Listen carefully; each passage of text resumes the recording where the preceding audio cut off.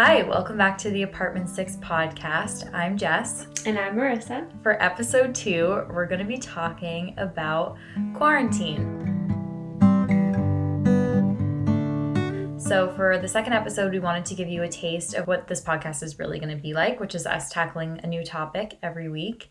And of course, given the current state of the world, we decided that we wanted to talk about quarantine and address it while it's what's right in front of all of us right now.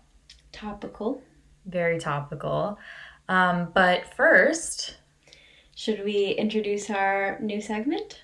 Yes. So we want to introduce a segment called Roses and Thorns. So your rose is the high of your week or the sweet spot, and the thorn is the prickly part of your week, the not so great, and it can be really small or a big thing.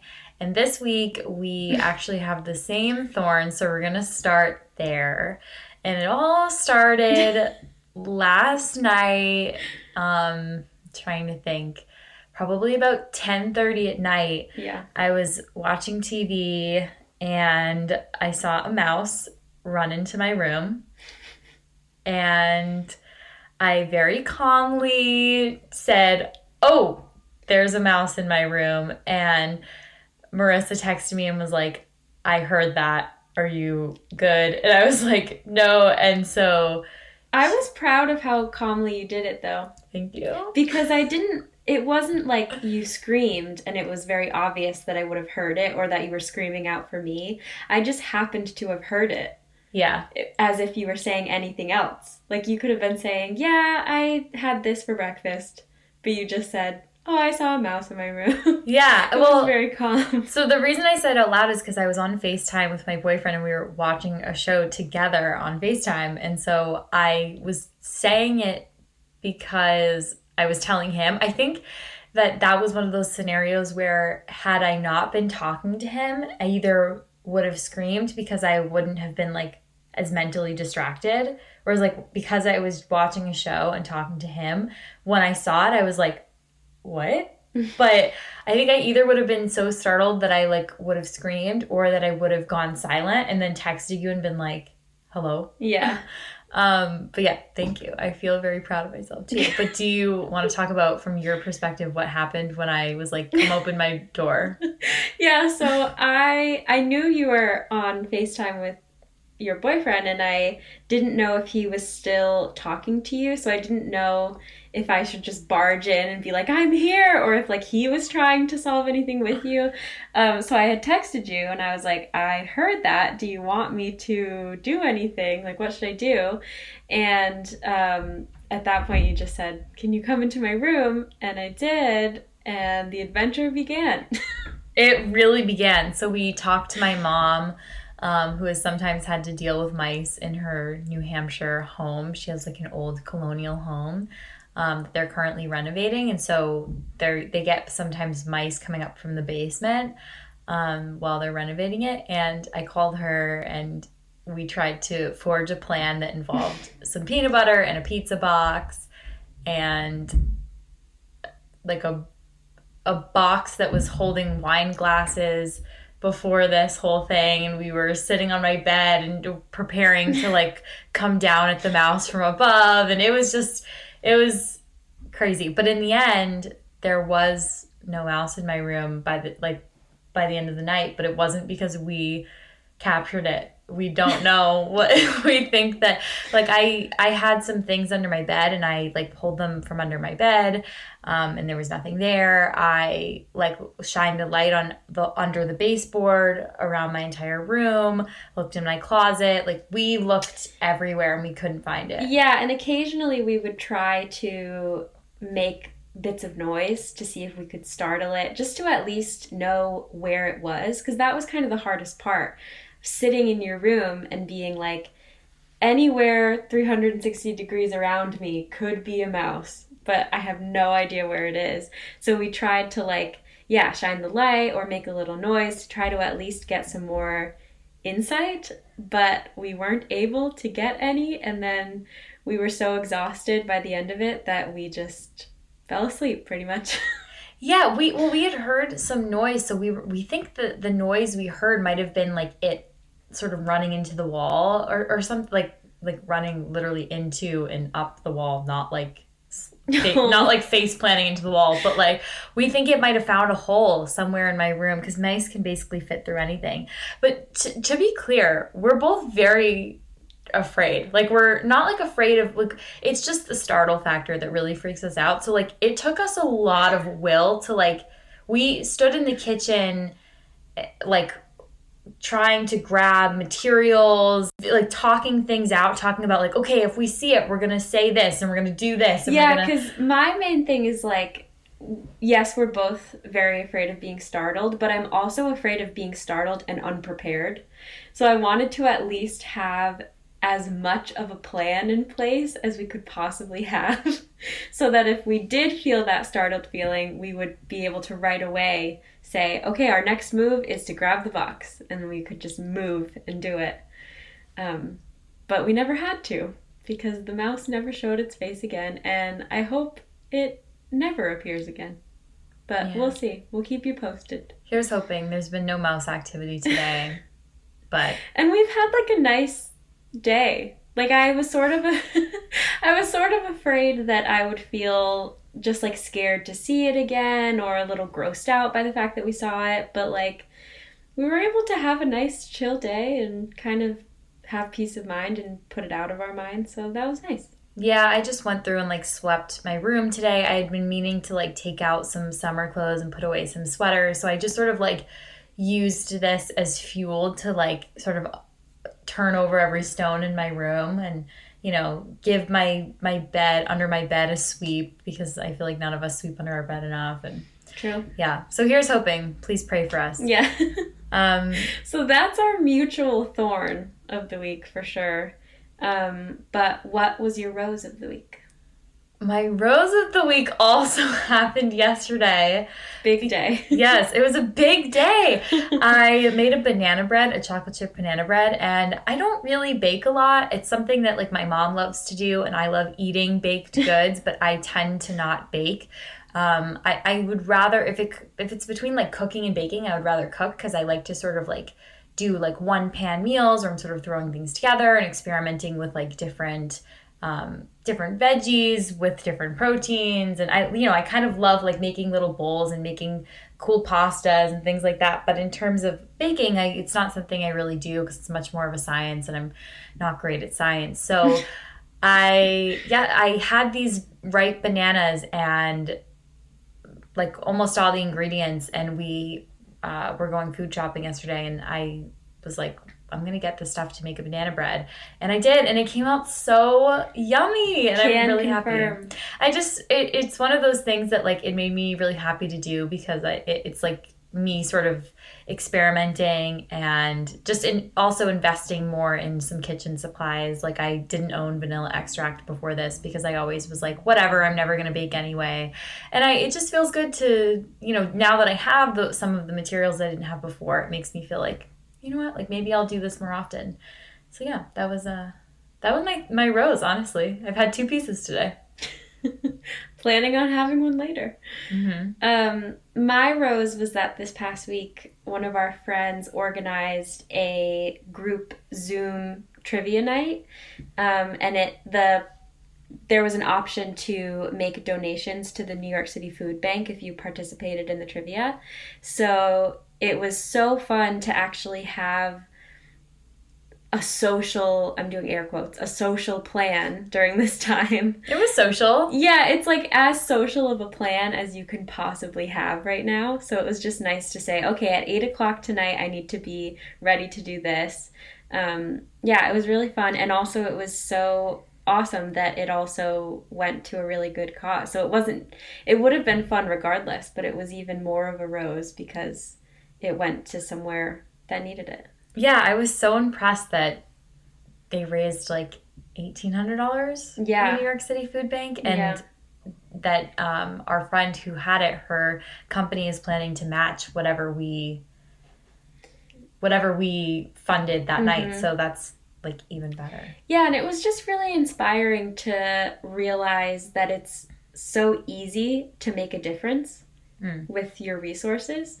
Like there wasn't anything crazy involved in raising that much money. We just logged into a call, sent some money on Venmo optionally. We didn't even have to. Yeah. There was the option to donate. We answered some trivia questions. We laughed. We pondered. Yeah, we had It was fun. great. Like, we had a really good time. Yeah. So it was inspiring to do good, but also have so much fun at the same time.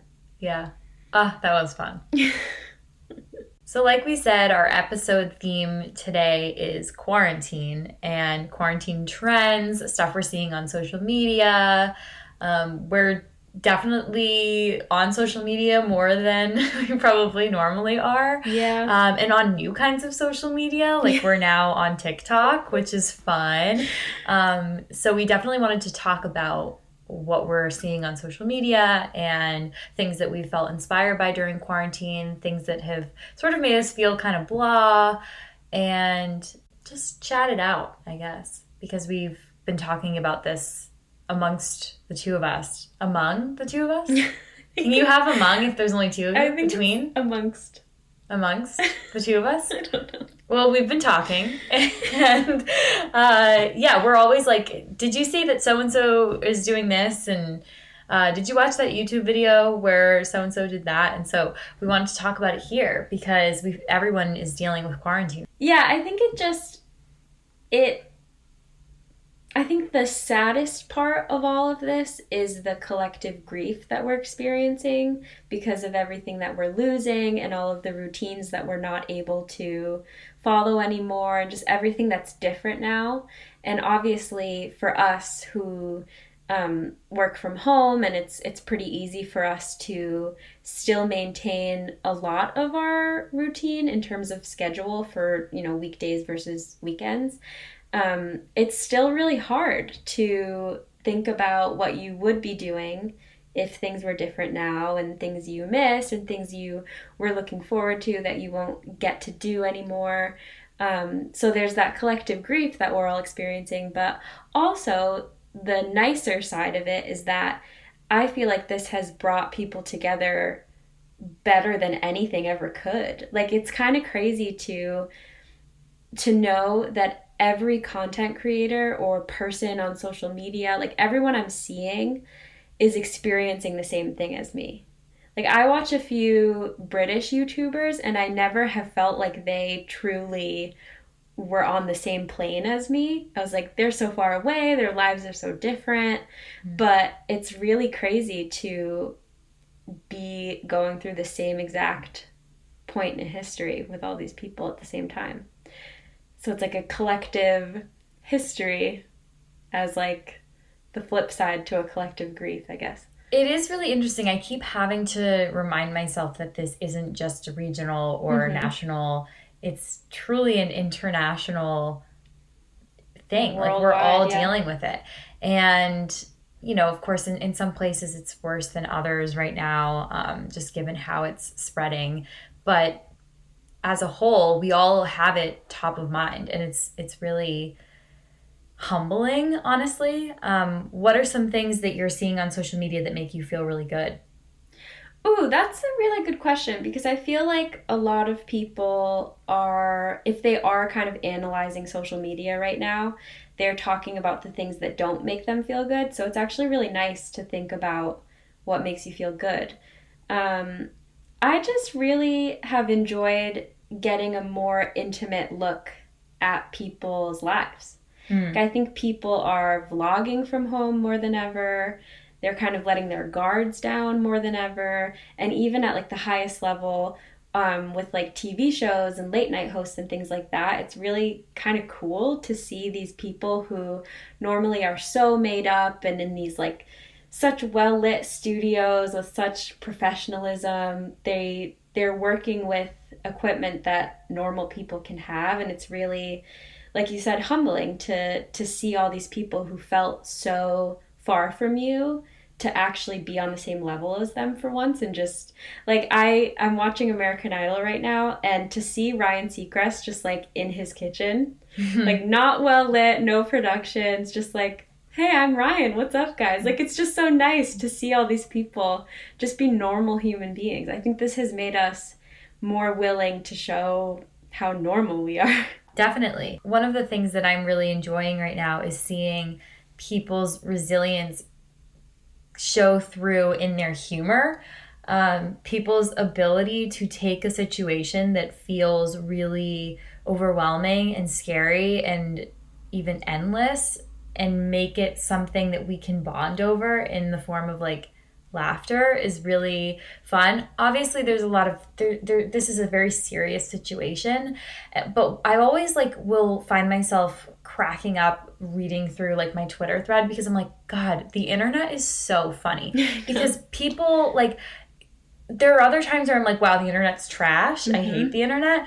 But there are so many times where I'm like, this person just made me smile and like they have no idea. And like the funny TikToks that I've seen come out of this, the tweets that are just like so relatable, the memes. It sort of reminds me, even like we all know that Tiger King is a huge thing right now. It's starting to die down, I think. But it reminds me of that, where like when you watched that documentary, it's, if you watched it, Marissa didn't watch it. Yeah, I did not. There's a lot of serious shit going on in that documentary, but the ability for people to see that and to digest that and to then also be able to separate that and like make some humor out of it and make people laugh with these memes is really cool. And it's definitely a delicate balance, because if people were just like, ha ha, global pandemic, it wouldn't be funny. It's that balance of being like, ha ha, but also like stay the fuck home, that I think is like amazing. Like I think that the way that people are making people laugh on their platform, but also pushing through a more important message is really interesting to see. And it also has made me love some of my favorite creators even more, because I am like, yes, like thank you so much for letting me in on your life. And also like, not only are you providing entertainment, but you're providing a really good message for people who might be, you know, thinking, well, what's the big deal if I just go to Target when I don't need something? What if I just want to go and like peruse the aisles of like my grocery store? What if I want to just like go hang out with my friends? And it's sending that message that like, no, I will entertain you and show you me staying at home, but so long as you do the same. Yeah. I remember when things first started gearing up with Corona, there were a lot of content creators posting like polls on Instagram and saying, do you guys want me to keep creating content during this time? Is it helpful, or does it come off as tone deaf if I'm still making YouTube videos while we're in a global pandemic? And I remember seeing those and being like, I really hope that they do continue to create content, because it's totally valid if that doesn't help you. Like if you don't want to really see humorous content right now, like that's totally valid too. But there are a lot of people who do want that, myself included. So I'm really happy that, you know, YouTubers and podcasters and TV shows have still done their best to continue to give us entertainment throughout this time, because I don't know what we would do without it. We have a lot of hours to fill. I know. And have you thought about the fact that a year from now, assuming that this ends in a few months, like the lag that there's going to be in like TV shows, because like they're not in production right now. And so it's like, I wonder, and I was talking to my cousin about this last week, like I wonder when we're going to actually start seeing the implications of this in the entertainment world. Because, or even like in, I guess it's more than the entertainment world. It could even be like the clothing world and the fashion world, like things like that. Just like all of these things that we consume regularly that's non-essential. Exactly. Yeah, non-essential is exactly what I was going to say. But I wonder if anyone is developing new shows right now that we don't know about that are using these constrictions to their advantage. Like I'm wondering if anybody's like developing some kind of, or even starting to film and we just don't know they're filming, some kind of like dating show about like people doing FaceTime dates or things like that. Like I also wonder about that. Like I have wondered about the negative space, but I also do wonder if anything innovative will come out of this time. I actually hadn't thought about that, so that's really interesting. Maybe you're onto something. Wouldn't that be a good show? Yeah, maybe you just came up with it. We gotta get you to Netflix. I gotta get myself on some FaceTime dates before I organize them for other people. Yeah, well... But it's such a thing right now, like, you know, I don't know if I want to admit this, but I'm on a few dating apps, and all of them are plugging FaceTime dates or, you know, virtual video dates, which is great because I think their marketing people are really smart to make people aware of that, because people should not be just frivolously going on normal dates right now. But yeah, it could be kind of cool to see some people go on some FaceTime dates for the first time. Would you go on a FaceTime date? In general or for a show? Oh no, I just mean in general. that would add too many layers to be like, and it's being filmed. Just like, how do you feel about FaceTime dating? I feel like it's better than nothing, but I don't love the idea just because I think we referenced this in episode 1. Like, I'm not really someone who loves to talk on the phone, and I think FaceTiming is a little better because obviously it's a little closer to just if you were talking to them face to face. But I still have to like work myself up to have a phone call or a FaceTime call or anything. So I think it would just need to be, it would take a lot. Like I wouldn't go on a FaceTime date with someone that I wasn't really interested in. Yeah, so there would have to be some sort of build up where you're talking regularly and then you're like, you know what, I think there's enough chemistry here where, like, because that's the thing is when you're in person with someone, you find out how you feel about them physically, even down to like their pheromones and like their energy and their mannerisms. Yeah. And so it's like you can sort of learn the basic facts about them. And even if you have like a good back and forth just through texting, but I do wonder about that chemistry thing through the screen. I think I would do it, but what's funny is that probably like 6 months ago or a little more, I was asked by someone I was talking to do a FaceTime date. Yeah. Because he was on a work trip and we hadn't had our first date yet, and he was like, well, I don't really like have much to do on this work trip. Like I have time to talk. Would you want to, instead of texting, do a FaceTime date? And I was like, no, because at the time I wasn't like, this wasn't Corona like universe. And so it was just like the difference between texting him that night and then seeing him in person for the first time the next week, or meeting him on FaceTime. And I was like, I don't know that I would want to do that. And this was someone who I really had a good feeling about it. And so I was like, well, I don't want to screw this up by doing it on FaceTime. But in Corona world, I need to stop saying that. In the time of the coronavirus. Right. In the age of Rona, yeah. It's just a different, like the bar has been lowered or something. Like this is now the standard. This is the new normal, to put yourself out there through a screen. Put yourself out there by not going out there. I do think that you can use FaceTime dates to prevent yourself from wasting time. Totally. Because, yeah, I agree that like there are certain things that you can't get from someone unless you are in person with them. But at least with FaceTime, you can see some of their mannerisms and you can hear their voice. So, and you can also just talk freely. So there are certain things that you could have a FaceTime date with someone and then leave it being like, okay, like, glad I met up with them over FaceTime because I actually don't want to meet up with them in person. And that helped me decide. Yeah, that's so true. Well, and it sort of tells you, like, say you don't necessarily want to do another FaceTime date with them, but it's enough that you're like, now that we've talked and we've had more in-person or in-screen conversations, you probably covered more ground than you would in texting, so you now have more to talk about to, like, get you through maybe the next few weeks. Mm-hmm. We're in an interesting time. Oh, yeah. We definitely are. Doesn't even begin to cover it. Yeah. What are some things that you're seeing that are like either bumming you out or making you feel like, Good. Good. What's a thorn that you're just seeing out there in the world?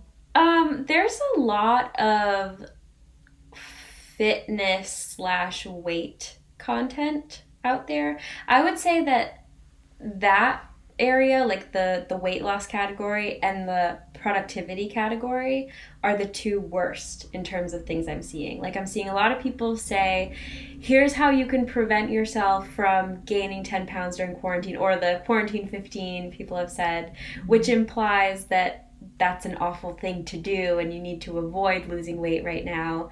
Or I'm seeing things that are like, here's how to organize this and here's how to make sure you're cleaning this. And both of those categories do have things that are helpful, because some people are looking to, live a healthy lifestyle or try out new fitness things during this time now that they have more free time. And with the productivity thing, some people get joy out of organizing, and it's great to see ideas for that kind of stuff. But the way it becomes thorny is when it puts pressure on people to not do those things because it brings them joy, but to do those things because they have to. They feel like they have to in order to be making the most of this time. Yeah, they're falling behind in some sort of imaginary race that we all somehow got put on a racetrack for. Yeah. It feels...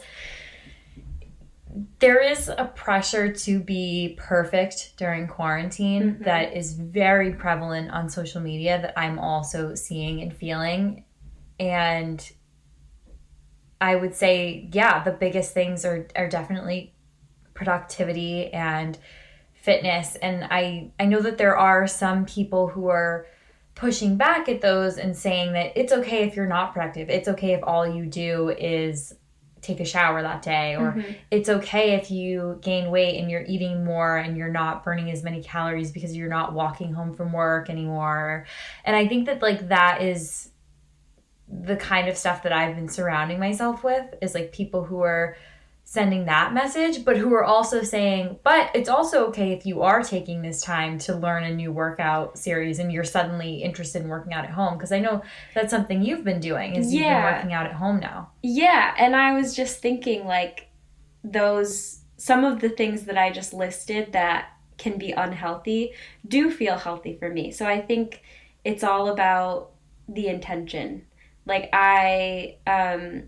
I've been doing yoga pretty much every day, which has been really nice. And after sitting in a desk chair all day long working, it feels really good to fully stretch out my body and feel like I'm working all the kinks out after a long day. So that's been great. And again, I'm not doing that because I'm worried about losing weight during quarantine, gaining weight during quarantine, or, falling behind with anything like that. It's just that it makes me feel better every day to do that. I've also been getting into macrame, which feels like a long time coming, because about a year ago, while we were looking for apartments, it was one of the first things that I thought about wanting to put in my room. I was like, it would be so nice to either order a handmade macrame piece or make it a project to make one on my own. And it's just always been there in the back of my mind. But now that we have so much time, I was like, okay, this feels like a sign. This is the time that I finally release my need to tie knots onto a wooden dowel and make a piece of art for my room. And I loved it so much that I finished my kit in less than 2 days.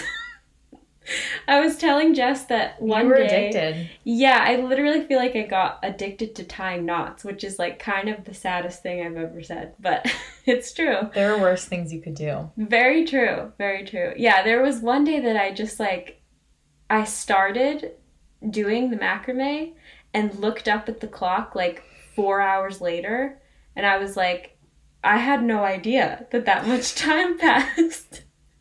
If someone had walked by me, they would have seen a well-oiled machine. It was me. I walked by you. True. I did walk by you at one point. I walked by your room and I noticed that you were just you were standing, which I thought was interesting, because I was like, you'd think she would get tired from standing, but you had it draped over your desk chair and you were just standing, tying knots. We're both sitting here doing this weird hand gesture motion. that's supposed to mean tying knots. No, you were very into it. Yeah. And it came out so cute. Thank you. There are definitely some mistakes that I think I am the most able to see because it's my little baby. But it's made me want to do more. And I definitely feel like the more I do, the better they'll look and the more proud of them I'll be. But I already am really proud of the one I did because it's just a cool feeling to have something in your head but have no idea how to make it happen with your hands, and then suddenly you know how. Yeah. And it's just, I said to you, like, if you had gotten it and it had some of those little mistakes in it, maybe you'd be, like, a little miffed. But because, like, you made it, it's almost like those mistakes are, like, what make it so cool and so unique, because no one's going to have exactly. And even, like, you didn't follow the kit completely. You even sort of deviated to do things that you thought you would like, which is best. Like pretty bold of me, like having no experience with macrame, no idea what I was doing. Somehow I thought that I was good enough to just completely deviate from the pattern that I bought. I was like, I think this will look better based on no experience whatsoever. Yeah, I'm very impressed that you... Something in me just knew. And I think all along I just had this skill burning inside of me. I really think you did, because you've wanted to do this for the last year. I know. So I feel like by the time you got the materials in your hands, you were like, this is it. Like, this is... I think you should start an Etsy shop if you're going to make more. Because I don't know how many... You could make some for our living room. Oh my god, I should. We have a wall hanging in our living room, but I think it was made on a loom because it's more like a weaving thing than a macrame knots kind of thing, but I could definitely do that. But like once we fill our living room, I think you're going to need to start an Etsy shop. I know. We only have so much space. But yeah, we have a few blank spots that we need your talents. Wow. Yeah, so that I would say is like a really joyful part of being quarantined, is that it's not so much about making the most of your time and feeling pressured to do that. It's more about if there are any burning desires you have to learn new hobbies or do new crafts or anything like that, you do have more time to do it. And you don't have to use that time to learn new things, but you can. And that's what I did, and I'm really glad because I love my macrame. I also love it, and I have also been learning to do something new with your help. I have been learning how to play guitar. This has been a long time coming too. I got a guitar when I was 15 for my birthday, and I have always had the desire to be able to just like sit down and strum my guitar and sing, because I'm a singer, and that's like something that feels really cathartic for me. And while I can always just like sing a cappella in my room or in the shower, I always had this like desire to be able to turn to an instrument that pairs well with a voice, because the only instrument that I've ever properly learned how to play is the violin, and me trying to like sing when my chin is like propped on a violin, that would be kind of crazy. You could start a new trend there though. That would be really interesting looking. And hard, especially considering I'm not in my prime violin time anymore. But I've always wanted to learn how to play guitar, and even in middle school when we had classes where you either had to learn to play the guitar or learn to play the piano, I chose the guitar. Now it's like I don't know what I would have chosen, because I equally would love to learn the piano, and I actually have a keyboard at my mom's house, just truly like a little like electric keyboard. It's not anything fancy, and it has tape on it from where me and my brother tried to put the notes. And but I miss playing guitar as if it's something I used to be able to do, which it's just always something I've wanted that bad. That's actually funny. I've never compared it to my desire to do macrame, but it is kind of a similar thing. Where like destiny. Yeah, just inside me I've always known that one day I would do it. Did you even know what macrame was like years ago? No, what I mean by always is that For the past year, I always knew it. Yeah, what does this mean? Like, I always wanted but to... I think the similarity is that I get the feeling that, like, you should know how to do something. Yes, that's exactly what it is. It's like, I truly feel like I used to have this ability and I lost it in terms of, like, the desire to play it. Like, I have such a strong desire to sit down and play some chords and write a song, or, you know, if I have a song stuck in my head, like, Google the chords for it and just sit down and play it. And I just feel so strongly that it's something I should already know how to do, which is why it's been such a frustrating thing for me to learn. And Marissa's been really patient with me, because you learned to play the guitar on your own in, like, middle school, right? Yes, I learned how to play guitar in 7th grade because I've never told you this story. Okay, tell it. I don't think. Spill! But so the whole reason I learned to play the guitar is because we had this, like, end of year project in the 7th grade where we had to it was like a show and tell thing where we had to show the class a skill. I think we had to, like, teach the class, like, pretend we were teaching something that we knew how to do. So you learned a new skill? Yes, and the reason I did it was because I had a massive crush on a guy in my class. Yeah, I love this. Who knew how to play the guitar and liked the same music as I did. Which, looking back, though, I'm not sure if I got into the music that I listened to in middle school because of him. Oh, so it might not have been a coincidence. It was like you were actually just forming your identity based on your crush. Yeah. I think that's so good. You're like, we have the same music taste. It's like, you're looking at, like, well, actually, how would you even know what he listened to? I don't know. He must have, like, because at this time I was using AIM. Oh. So he must have, like, posted lyrics as his stat. He was someone who would, like, wear band t-shirts and stuff. I knew. But we also would AIM chat about music sometimes, and I have some printed out conversations with him. My heart's beating really fast. The symbol, or not the symbol, the sound effect of, like, someone logging into AIM is like a dopamine rush to the head. I think that one of my favorite podcasts, Crime Junkie, I think that they said that once, or they said something like, it gives me this rush, like, as if I just ate sugar. Like, they said something really funny about it, and I was like, that is so true. Yeah. This is bringing me back. So, yeah, I had this crush, and I had to teach the class a skill that I had in, like, a few months, and I was like, oh, of course, this is my big break, my opportunity to show off this skill that I don't have yet, to play the guitar and impress him. So I think I already had been interested in the guitar because I had this, like, it was Adam Levine branded. Target was selling this, like, Adam Levine exclusive learning guitar. It was like a small guitar. I don't think it was for kids, but I think it was just, like, for people to learn on if they didn't want to, like, buy a real big guitar. What's funny about that is that I know that my parents bought me this guitar at Target, so I'm like, maybe. No, this one looks way more legit. But this one's big. Yeah, mine was really small, and it didn't look legit at all. But yeah, I already had it. So I it's not like I'd never had the interest to play the guitar before this crush. But yeah. So I chose to learn a song by Green Day, Time of Your Life, because he loved Green Day. Oh, of course.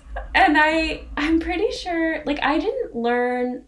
I know I had a book, so I think I played some, like scales and stuff. Something unpredictable, but in the end it was right. Well, the thing about Time of Your Life is that it's not chords. So it's not like I was, like, sitting there learning things that would be helpful to me in the future. I was learning this very specific finger plucking pattern that, mind you, I still remember to this day and will never forget. But it's, like, low-key a hard thing to be your first song to learn on the guitar. Yeah. I'm not even getting it right. I'm kind of forgetting it as I'm... Yeah, so not only did I not know how to play the guitar at all, and then want to learn in a few months to teach my class, I also chose to learn something that was not basic. I think you need to record that and have that be the outro music for this episode. Oh my god, maybe I will. I swear to you that pattern is just like ingrained in my bones after that. Because it was so, I like needed to make sure I got it perfect. Because I was like, if I don't do this perfectly, he won't like me. But if I do, he'll for sure like me. And guess what? He never liked me. But you did it perfectly. But I got the guitar out of it. I learned how to play the guitar. Wow. Well, so now she's my teacher. So I'm surprised that you didn't start me on that song. Instead, she started me on Our Song by Taylor Swift, and I'm... Well, yeah, because she did the smarter thing, the opposite thing than I did, and she tried learning some chords first. This is me, not Taylor Swift, by the way. Yeah, Jess learned chords first, which is a much better way to go, given that what she wants to do is play chords, which is also what I wanted to do, but I didn't learn to do that first because I wanted to impress a boy. But yeah, so she learned some chords first. That's like the moral of the story. Don't do things just to impress boys. Yeah. You won't get them, and then you'll have the Green Day pattern stuck in your head. Or maybe do things to impress boys, and then you'll have some skills, regardless. Yeah, okay, T. But yeah, so she learned some chords, and then I just like tried to think of songs that she could use those chords that she had gotten some practice with, and it just so happened to be Taylor Swift's Our Song.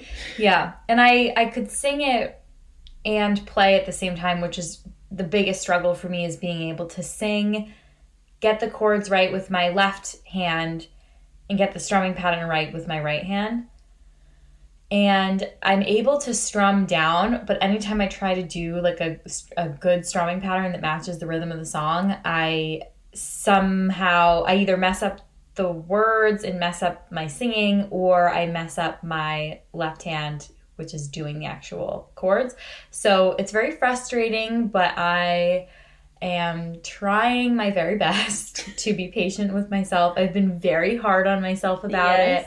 True. I've shed some tears over it in the privacy of my own room. I haven't cried in front of Marissa and made her feel guilt. But yeah, I also, during my quarantine time, we now know that I've been baking a little bit, like my banana bread. I've been chefing up some cookies for us.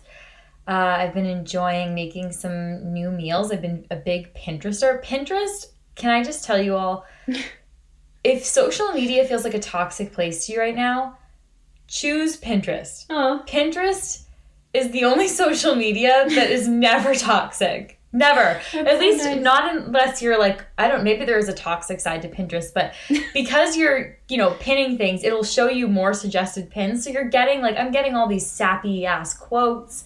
I'm getting these pretty paintings. I'm getting photos of people's living rooms that look beautiful. I'm getting yummy sesame noodle recipes. I'm getting amazing stuff. And so it's really made me want to cook more and experiment with what I'm cooking. So even today I made tacos, but instead of using meat, I used chickpeas. And for me, what I do with my tacos is I will put onions and bell peppers in with my meat and then put the taco seasoning on that. But instead of doing meat, just been using chickpeas. And I've been experimenting with just eating a little more plant-based. I'm not a vegetarian, I'm not a vegan. But I have been enjoying trying out some new plant-based recipes just for fun and just for a challenge and just to make sure that I'm eating more balanced. I've been trying to focus on what I'm eating and actually put some time and some pleasure into my meals now that I'm able to truly eat every meal at home and cook it at home and have it be fresh. I've also been making whipped coffee a la TikTok. Gosh, I love TikTok. Yeah, I even bought an Immersion Blender just to make my whipped coffee faster because it takes 25 minutes and it's quite the task and it's very annoying probably for you listening to me clanking for 20 minutes. You very respectfully shut your door during the clanking. Yeah, I do. I don't even stand in the kitchen. I go and I sit on my bed and I queue up a YouTube video and I just whip my coffee. But with the Immersion Blender, it takes 2 minutes. The only thing is the coffee's coming out really airy, and so I'm trying to figure that out. Every week it's something. But I will say that a silver lining for me is that since you bought the blender for the whipped coffee, even though you didn't love it for your whipped coffee, it's given me some ideas of things that I can make. Because we've always had a blender in the apartment, but there's something, I feel like everyone has that like one kitchen appliance, just like everyone has that one like chore or cleaning task that just seems so daunting to them. Like, I don't know why. Maybe it's because I didn't really grow up using the blender for anything, but the idea of using the blender for me has always not been worth it. Like, I'll be like, I feel like a smoothie, but I don't feel like bringing out the blender. But the Immersion Blender makes it so much easier. That's just so funny because all I have is like a personal blender. Like, it's just a little magic bullet that doesn't even have any buttons on it. But for some reason, like, you have like a complex around the blender. I really do. It's like an animal I don't know how to tame. To be fair, growing up, I feel like I never whipped out like my blender or like my food processor or whatever.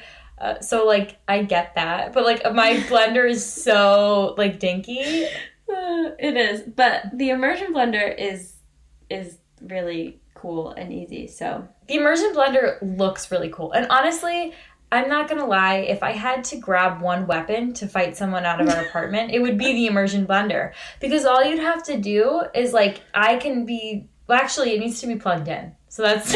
never mind. Well, it could be a really... I feel like they're standing in the kitchen. Yeah, they're standing in the kitchen. Because I was going to say, like, if I have, the blender part of it on and not, like, the egg beater or the frother, because I can't imagine going at someone with a frother. Or a whisk, like... Yeah. Like, why I oughta... Yeah. But if I have the blender part on, I was going to say, if they make one move, like, I can blend their finger out. Oh, my God! It would need to be plugged in. So I guess I would just be using it like a bat. Maybe I'll rethink what weapon I would grab if someone were to come into the apartment. That's for another time. We'll talk about... That's for our episode themed around what we would do in a crisis. The escape route for apartment 6. How we'd get out of the apartment, the weapons we would grab. Fire drill. Yeah, one... No, that's not what I'm trying to say. What's the name of, like, the paraphernalia that holds memories to you? Your one...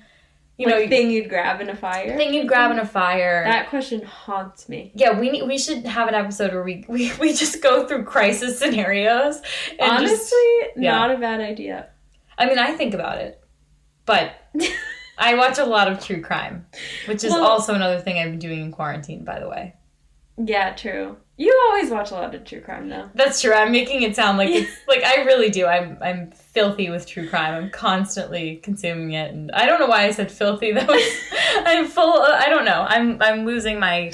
We're 50 minutes into recording this, and I'm losing your marbles. My marbles. Yeah, it's kind of cute that So my mom also is really into the same types of shows like true crime and Shondaland. Yeah, she's into more like dramatic and a bit more gory things than I am. Like, she loves American Horror Story, which is like the extreme end of it, but she also loves like Grey's Anatomy, which I can't even handle because I can't handle anything that makes people slightly queasy. Yeah, like blood and guts. But Jess and my mom are into the same types of shows. So they both have watched Killing Eve, which is an example of like a show that has some like violence and bloodiness in it that I can't watch. But my parents stopped by yesterday from a distance. And we all stood in the parking lot. Yeah. No corona rules were broken in this interaction. But it was kind of cute to watch Jess and my mom talk about the different shows that they watch because I can't talk about those things with either of them. It's true. So it's like I'm in the center connected to both of them, but they have this connection to each other. That's just so nice. It is really nice. We just like geeked out on Killing Eve and Grey's Anatomy and How to Get Away with Murder.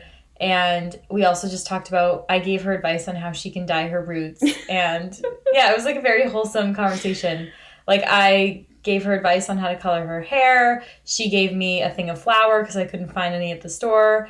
So the banana bread actually is sponsored by my mom. Yeah, so I could make my banana bread, and we caught up on our TV shows, and the whole time there's like literally a whole car in between us. Yep. But it was very sweet. Yeah, I feel like that's another joy to come from this time is like I'm really noticing more nuanced things about my interactions with people because they're so rare. Yeah. Like I think if my parents had stopped by on any normal day before and we chatted, it would just be a chat. But because it's so rare now, I was sitting there like, wow, this is so nice to be with these people I love and talk to them. It's made you so sentimental. Yeah, definitely. I actually, so they had come like when things were first ramping up, and I actually had my first Corona cry after they came here because still on the theme of being sentimental, I was like, wow, that interaction would have been so different with them during normal times. Like it just hit me to have to stand far away from them and not hug them and not know when I would see them next and know that I couldn't go home. So yeah, I don't know. I'm having a lot of feelings. Corona cries are real. I didn't tell you this, I don't think, but a few weeks ago, I was laying in bed, and I think I was just feeling frustrated because I was having trouble falling asleep, which isn't sort of like a normal thing for me. I normally am able to go right to sleep, but my sleep schedule's been a little thrown off, and I was just feeling frustrated and feeling a bit angsty, I guess. And I had myself a cry in bed because I was thinking like about how long we'll be doing this, and I was thinking about how sad it would make me if like the seasons change and we're still in quarantine and I didn't get to experience summer, because I'm someone who I start to get sort of down in the fall when I can feel that the weather is getting colder, and then once it evens out and we're just in winter, I do okay. And then but I need that. I need all four seasons. Like all four seasons are equally important to my mental health. And to keeping me balanced. And so I was just thinking about how it'll be sad for me if the seasons change and we didn't get to fully experience it as we normally would, which, I don't think we will to a point. We never, like, we won't experience this summer the way we normally would, because there is going to be like some trepidation around it. But I also then started thinking, well, what if I turn 25 and we're still in quarantine? And what if I go through my whole like 25th year and suddenly I'm 26 and we're just now starting to get back to normal? And if I want to have a kid by 30 and I want to meet the guy, I was thinking like, or not meet the guy. I'm now in a relationship. That's funny. But it hits different. Yeah. Being in a quarantine relationship, I would think. We're in like a newer relationship. We'd only, started seeing each other in January, and now, come March, we're quarantining. And so it is really interesting. And I think that like I've gotten used to being single in my mind. I'm equally used to speaking about myself as like a single person and being like, oh, I have to, because for so long I feel like I've been like, oh man, like I need to meet someone so that I can have a baby, and I want to maybe have my baby at 30 so that I can have more kids before my eggs run out. And oh my gosh, like suddenly we're 56 minutes in and I'm talking about this on the podcast, but I'm going to quit while I'm ahead. Flashback to a few days ago when I was like, should I freeze my eggs?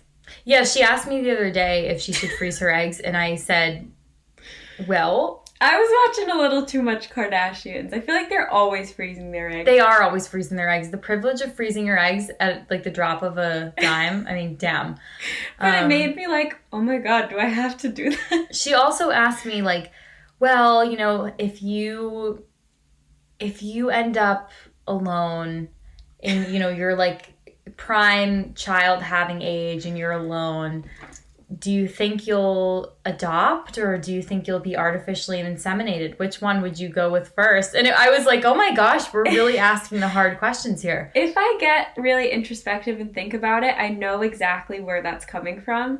And it's an exaggerated version of me feeling like I'm losing time to meet people while I'm in quarantine. Yeah, totally. So I'm like, what if quarantine lasts forever and I never meet anybody and I need to have a baby by myself, or I need to freeze my eggs because I can't have a baby yet because I'm in quarantine?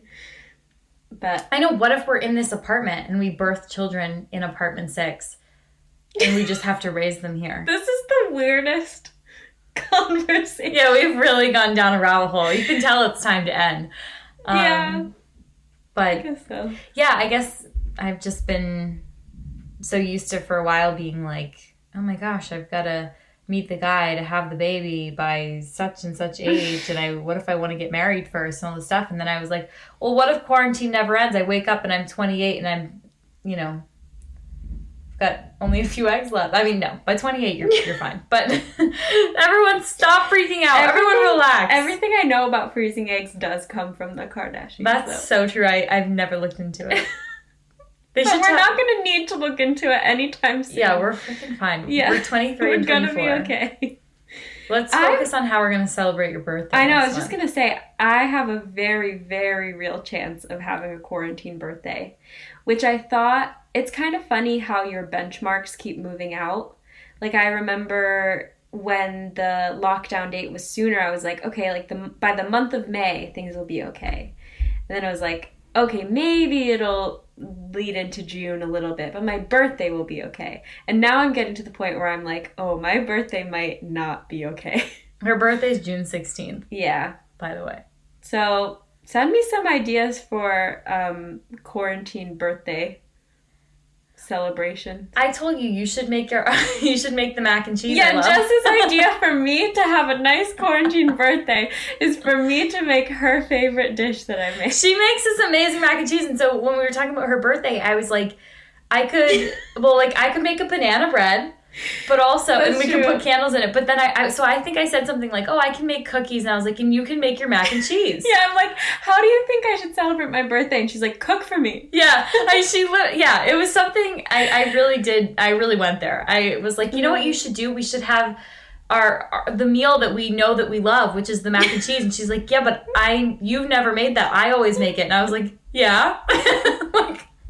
And? But I will say, there are way worse things to go through during this time than to have to entertain yourself at home for a birthday. So I'll be okay. It'll be fine. I'll be 24 no matter what, which is strange for me to think. It's so funny, the differences in our age. Like right now, you're thinking about 25. Mm-hmm, my half birthday was yesterday. Yeah, so you're especially thinking about it. But I'm still thinking about 24. Like I'm not even there yet. Yeah, I'm already halfway done with 24. Yeah, it's so strange. Baby. I'm a widow baby. Why are we doing this? Leave that in or take it out. It's up to you. All right. Well, the next time you hear from us, we're going to have microphones, which we're very excited about. Woo! And we also mentioned in our last episode that the whole reason we wanted to start a podcast, or what gave us the idea to start a podcast, was that we have these voice memos from the last year. And we have decided to dig some up. We've gone through the archives. We've got at least 50. They are quite the archives, yeah. Yeah, and we think we're going to find some ways to incorporate them in the podcast and sort of look back on what we were doing. We covered a lot of ground in those. So we really did. There's a lot of material. So stay tuned. We hope that you'll join us next week for another episode. We publish episodes every Wednesday. And thanks for tuning into Apartment 6. Yeah, thanks for tuning in again. We hope that you're having your own joyful moments during quarantine.